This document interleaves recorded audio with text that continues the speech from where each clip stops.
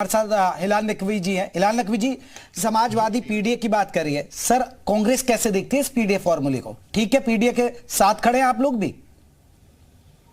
देखिए, हमारा जहां तक सवाल उठता है कांग्रेस पार्टी का, तो कांग्रेस पार्टी जो है वो सबके साथ में खड़ी हुई है। हमारा एक बहुत स्पष्ट सी बात है कि जो पिछड़े हैं उनकी जनगणना होनी चाहिए।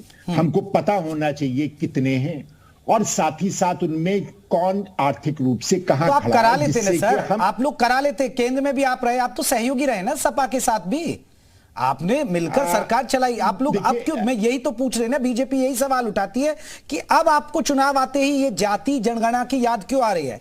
आपने केंद्र में सरकार चलाई, 10 साल लगातार चलाई, सपा उसमें सहभागी रही। देखिए, अगर ये बात भारतीय जनता पार्टी के प्रवक्ता ने पूछी होती तो शायद हमको ऐसा लगता बीजेपी यही कहती है ना सर, मैं तो इसलिए कह रहा हूं सर, हम आपकी बात समझ गए। अगर उन्होंने कही होती तो हमको लगता है कि थोड़ा बहुत, क्योंकि सड़क के ऊपर बिजी रहते हैं तो इस वजह से उनके पास पढ़ने लिखने का मौका नहीं रहता है। आप बताइए कि जो इससे पहले जनगणना हुई है 2011 में, क्या उसके अंदर जातियों की जनगणना नहीं हुई थी?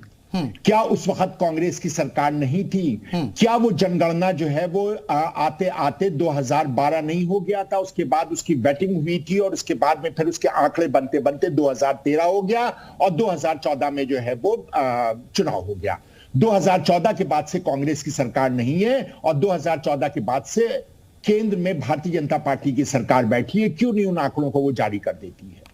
मना कर दें कि वो उस वक्त जाति जनगणना नहीं की गई थी। उस वक्त जो है वो जब कांग्रेस की सरकार थी 2011 में, आप भी जानते हैं कि उस वक्त जाति जनगणना हुई थी। हम सब जानते हैं कि जाति बिल्कुल 2011 में हुई थी और भारतीय जनता पार्टी उसके ऊपर जो है वो सो गई। जल्दी आनंद दुबे जी रिएक्शन दे रहे हैं। एक रिएक्शन ले लूं फिर आ रहा हूं सर। हिलाल साहब आ रहा हूं जल्दी से। जी, इनसे पूछिए कि कांग्रेस कर्नाटक में इनकी जो सरकार थी उसने जातिगत जनगणना कराई थी, उसकी रिपोर्ट है। आज इनकी सरकार क्यों नहीं जारी कर रही? इनके पिछली सरकार ने इसको कराया था, आज इनकी सरकार है और रोज पूछा जा रहा है। आज ये रोज, अरे वो करा ले सर, वही तो बात है ना। अब इनकी सरकार तो छत्तीसगढ़ में भी थी, राजस्थान में भी थी, वहां भी करा लेते। नहीं करा, जब बिहार में हो गई तो वहां भी करा सकते थे ना सर। कर्नाटक में करा चुके हैं, सिर्फ जारी करना है। क्यों नहीं जारी कर रहे? पूछिए जरा। हिलाल जी जल्दी से, फिर मैं सैयद साहब के पास जाऊंगा। इसका जवाब आप भी दे दिए ना, उससे पहले आपकी सरकार की आपने क्यों नहीं जारी कर दिया था? अरे मैं इसके सवाल का जवाब आप दीजिए ना कि इससे पहले आपकी सरकार थी। हम तो अभी सरकार में आए हुए कुछ महीने हुए हैं। आप 5 साल रहे थे, तोड़ फोड़ के आपने सरकार बनाई थी। इसमें कुल मिला के 10 साल रहे थे आप। 10 साल में आपने क्यों नहीं जारी किया?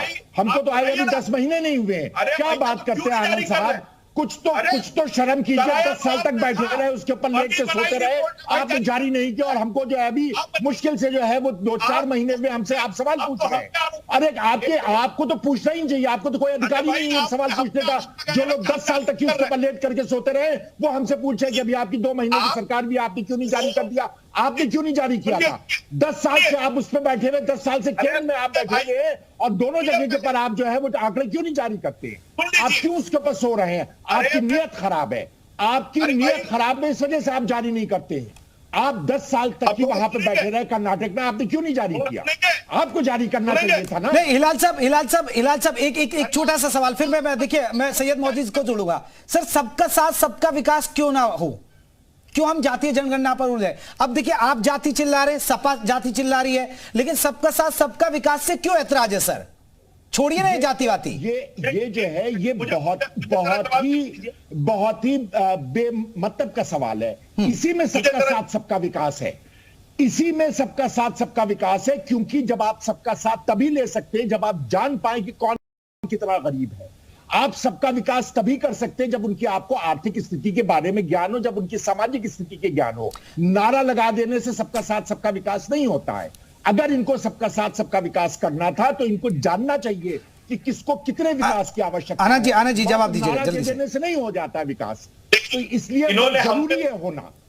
सबका साथ सबका विकास अगर वास्तव में लाना है तो उसके लिए जातिगत जनगणना जरूरी है।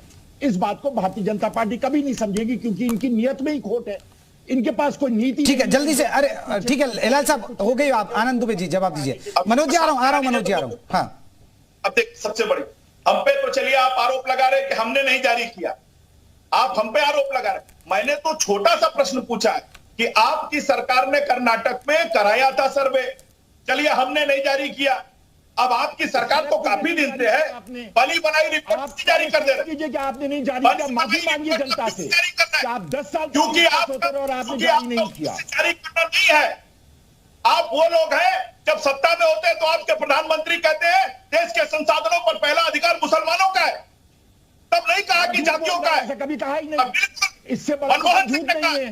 मनमोहन सिंह ने कहा है, बोल रहे हैं, मनमोहन ऐसा कभी सिंह नहीं ने कहा। ठीक है, नहीं वो चलिए हिलाल साहब एक तो आप हिलाल साहब एक तो गलत आप चीज रख रहे थे कि 2011 में जातीय जनगणना हुई थी, वो जनसंख्या की जनगणना हुई थी, जातीय जनगणना का कोई पार्ट नहीं था। नहीं आप वो गलत एक तो गलत उस पर बात कर रहे हैं। मैं एक बार मैं आऊंगा मनोज राय जी, आपकी राय लूंगा, लेकिन सैयद मौजिद जी से एक बार ले लो। सैयद मौजिद जी, ये जो सियासत चल रही है सर, पीडीए फिर जातीय जनगणना, ये क्या नफा नुकसान देखा जा रहा है? ये सिर्फ चुनाव मुद्दों से पिछड़कर कहीं ना कहीं जाति मजहब पर ही होगा, क्योंकि बीजेपी हिंदुत्व के एजेंडे को धार दे रही है। अब अखिलेश यादव को पीडीए फॉर्मूला ले आए, और अखिलेश यादव वही है जिन्होंने बहुत सारे जिले के नाम बदले थे जो दलितों के नाम पर थे उनके राज में। देखिए 2024 जैसे जैसे आएगा वैसे वैसे तलखी बढ़नी तय है, और जाहिर सी बात है तलखी इसलिए बढ़ रही क्योंकि अखिलेश यादव एक मुख्य विपक्षी दल है उत्तर प्रदेश में, और उनके अलावा कोई विपक्ष का चेहरा अभी नहीं है। तो उनका मुकाबला सीधे भारतीय जनता पार्टी से है। भारतीय जनता पार्टी के पास जो ओबीसी का वोट उन्होंने धीरे धीरे जोड़ा है 2014 से कह सकते हैं, और ओबीसी का एक चंग, बहुत बड़ा चंग जो पहले मुलायम सिंह के पास था और उसके बाद मायावती ने उसको धीरे धीरे जोड़ा, उस जो मोस्ट बैकवर्ड क्लास है उसको बीजेपी ने अपने साथ किया है। तो उसको वापस पाने की छटपटाहट है।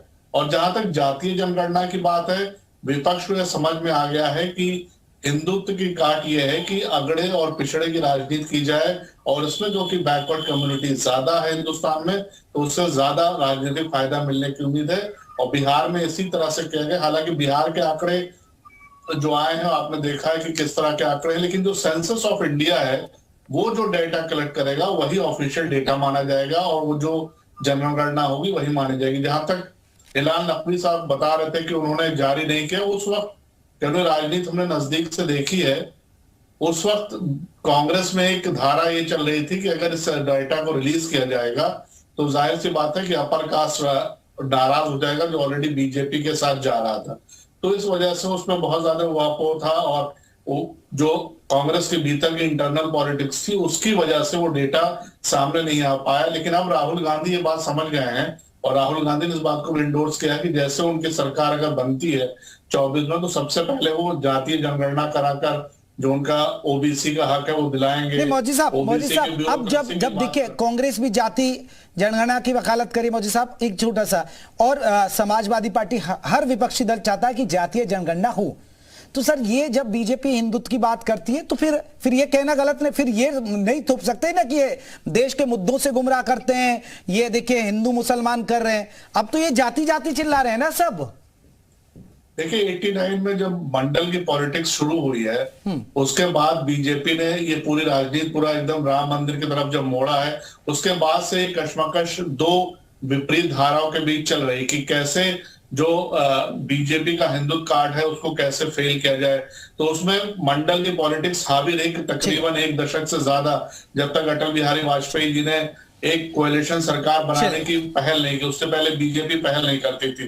तो जाहिर सी बात है कि उसको फिर कहीं ना कहीं उन्होंने रोका, और जो ओबीसी की राजनीति बड़े बड़े जैसे नीतीश कुमार थे। मैं आऊंगा आनंद जी आपके पास भी आऊंगा, मनोज राय जी आपके पास आऊंगा, मनोज राय जी बड़ा सवाल है, आ रहा हूं दुबे साहब, अभी चर्चा तो शुरू होने दीजिए। मनोज राय जी एक बड़ा सवाल है, हम सबका साथ सबका विकास पर क्यों नहीं बात करिए समाजवादी पार्टी, एक बात।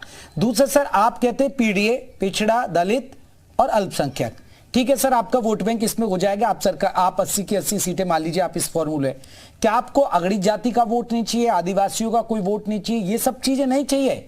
क्या उनमें कोई गरीब नहीं होता है क्या सर अगड़ी जातियों में?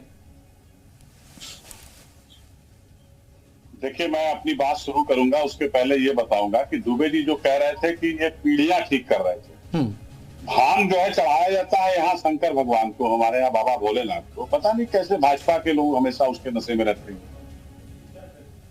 हमारे यहाँ बनारस में सौरभ श्रीवास्तव कैंट से एमएलए हैं, उनके पिताजी मिनिस्टर थे, एमएलए थे, उनकी माता जी थी, अब वो हैं दूसरी बार एमएलए। रविंद्र जायसवाल मिनिस्टर हैं, उनके भाई आरएसएस के बड़े पदाधिकारी हैं। मैं बनारस की सिर्फ बात कर रहा हूँ। राजनाथ सिंह के बेटे पंकज सिंह नहीं है। ज्योतिरादित्य सिंधिया क्या है, उनके फादर नहीं थे। वसुंधरा राजे सिंधिया के बेटे क्या है, ये बात है। दूसरी बात जो ये कह रहे हैं कि पीडीए की बात कर रहे हैं, पीडीए का मतलब आप ये क्या समझेंगे ना, भाजपा के लोग जो है कुछ समझते नहीं है।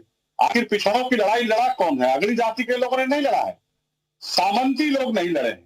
सामंती लोग चाहते हैं कि ये पिछड़े दलित और अल्पसंख्यक सताए जाएं, इसी हाल में रहे। डॉक्टर लोहिया किस जाति के थे? राजनारायण तो डॉक्टर लोहिया